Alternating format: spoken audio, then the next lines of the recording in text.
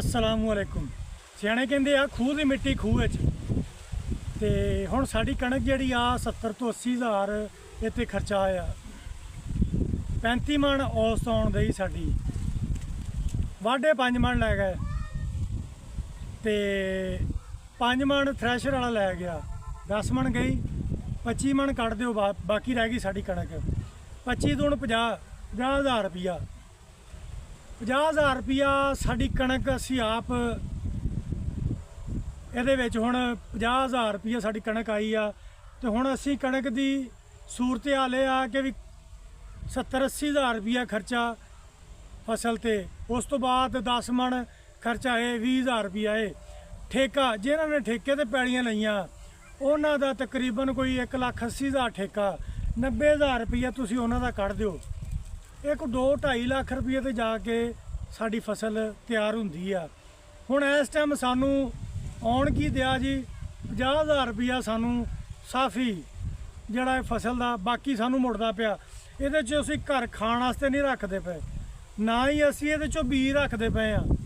ये 50,000 रुपया असीं टोटल वापस आउण दिया सानू 1,90,000 रुपया साडा टोटल ठेके ठुके मिला के। चलो जिन्हां दी घर दी पैली आ उन्हां नूं तो चलो 1,00,000 1.5 लाख दे विच 1,30,000 दे विच काम सारा पैण दिया वा।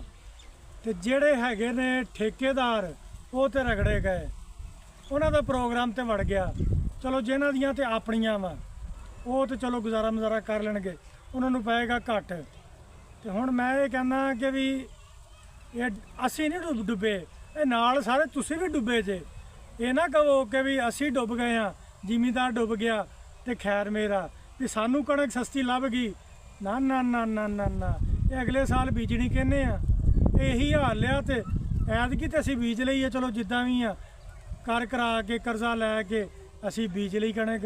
ये अगले साल कहने बीजनी, ये साडे ते फर्क नहीं पैना। ये 2,2200 रुपया कणक आ ते 2,200 रुपये का पीज़ा, 2,800 रुपये की सानू ये चोकर लभदा पिया वा। ये हिसाब लावो कि भी चोकर जिहड़ी आ वो उत्तला छिलका जिहड़ा सानू 2,800 रुपये का लभदा, वो छिलके चों कढ़िया जिहड़ा पीज़ा बनदा वो 2,200 रुपये का विकदा।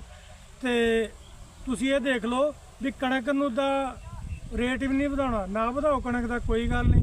आ रसां दा रेट देख लो, दूजियां चीज़ां देखो ना। 75% जिमीदार दे नाल तुसीं जुड़े होए जे। 75% वो किद्दां, वो तुहानूं हुण मैं समझाउणा वो किद्दां। कणक मैदा निकलदा, कणक तो सूजी निकलदी, कणक तो सारा कुछ बनदा, कणक तो तुहाड़ियां सेवियां बनदियां, कणक तो देखो ना की बनदा। कणक ही सस्ती आ। ये हुण की कहिए असीं अपने आप नूं भी साडा रेट नहीं है, भी शहर जो जिहड़ी शै पई आ दुकानदार दा मर्जी दा रेट आ, साडा मर्जी दा रेट नहीं हैगा। असीं तुहाडे वल वेखी जांदे हुण भी ना वधाओ रेट, कोई गल नहीं। ये 5,000 वाली कणक साडी तुसीं हुण 2,000 दी लैण दे जे। ये 2,000 दी कणक, ये दसो मैदे दा रेट घटिया। फिर दूजी गल तुहानूं मैं मज़े दी दसदा, हाँ जी, रोटी दा रेट 12-13 रुपये कर दिता तुसीं। कि रोटी दा वजन हैगा? रोटी दा वजन किन्ना वा? 60 तो 70 ग्राम रोटी दा वजन आ। साडी घर दी रोटी जिहड़ी ना वो 200 ग्राम दी आ। ते जिहड़ी तुसीं लैंदे हो ना बाज़ारी रोटी, जिहड़ी रोटी दा खप पाई तुसीं भी रोटी सस्ती गरीब नूं लभे, और रोटी तो वेखो किन्ने ग्राम दी आ।